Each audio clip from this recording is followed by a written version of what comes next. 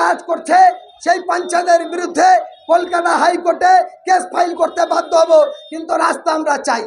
এর সঙ্গে আপনারা একমত আছেন? আমরা কলকাতা হাইকোর্টে মামলা দায়ের করব। অলরেডি ভাবে তার পুরাবের জন্য সমস্ত পেপারস আমাদের রেডি হয়ে গেছে। মেয়ের বিধায়ক, জয়নগর লোকসভা কেন্দ্রের সাংসদ, ক্যানিং এসডিও, ক্যানিং বিডিও, জীবনতলার পঞ্চায়েত সমিতি পঞ্চায়েত বিডিও এবং ক্যানিং পঞ্চায়েত সমিতি বিডিও, আমরা সমস্ত প্রশাসনিক ডিপার্টমেন্টে চিঠি দিয়ে জানিয়েছি এই তার কপি এবং মেল করেছি, প্রত্যেকটা মেলের রিসিভ কপি। আমরা এটাই বলেছিলাম যে নারায়ণপুর গ্রাম পঞ্চায়েতে যদি সঠিক কাজ হয় তাহলে দয়া করে তার, আমরা যেমন কাগজ দেখাচ্ছি এরম সরকারি সিল মারা কাগজ আপনারা দেখান। দুর্ভাগ্যের বিষয়, সেদিন একটা কম্পিউটার টাইপ করা কাগজ এনে দেখিয়েছে, সঠিকটা দেখায়নি।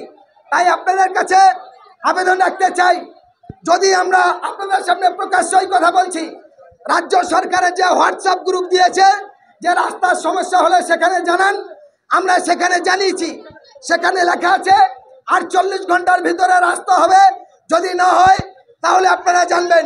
কিন্তু 48 ঘন্টার জায়গায় তাহলে আমরা এই পশ্চিমবঙ্গ সরকারের এই যে নারায়ণপুর পঞ্চায়েতের যে কাজ করছে সেই পঞ্চায়েতের বিরুদ্ধে কলকাতা হাইকোর্টে কেস ফাইল করতে বাধ্য হব, কিন্তু রাস্তা আমরা চাই।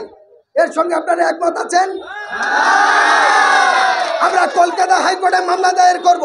অলরেডি ভাবে তার পুরাবের জন্য সমস্ত পেপারস আমাদের রেডি হয়ে গেছে। আমরা শুধু অপেক্ষায় ছিলাম আজকের দিনটার জন্য। আজ পর্যন্ত জয়নগরের সাংসদ বা বিধায়ক বা প্রধান বা যারা জনপ্রতিনিধি আছে, আমরা রাজনীতি করতে আসিনি, আমরা সামাজিক মানুষ, মানবাধিকার সংগঠন চালাই। আমাদের দাবি মানুষের জীবনযাপনে যখন বিপদ হবে তখন মানুষের পাশে দাঁড়ানো, এটা আমাদের মানবিক কর্তব্য।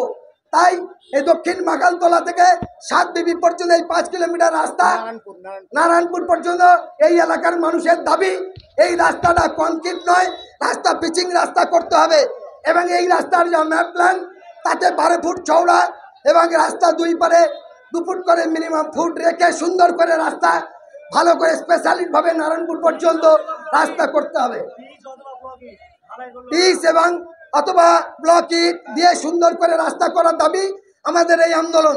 আজকে এই প্রতিবাদ সভায় থেকে পরিষ্কার সিদ্ধান্ত, 20 দিনের মধ্যে যদি এর ব্যবস্থা না নেয় তাহলে আমরা কলকাতা হাইকোর্টে এই রাস্তার জন্য কেস ফাইল দায়ের করব। নারায়ণপুর গ্রাম পঞ্চায়েতের যে মিথ্যা বোর্ড লাগিয়েছিল সেই বোর্ডের ছবি আমার কাছে আছে, সেই বোর্ডের বড় পেপারস আছে, তার বিরুদ্ধে কলকাতা হাইকোর্টে মামলা করতে বাধ্য হব। এর সঙ্গে আপনারা একমত?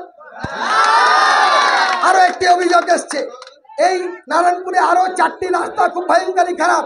নারায়ণপুর পঞ্চায়েতের পাশ থেকে সোজা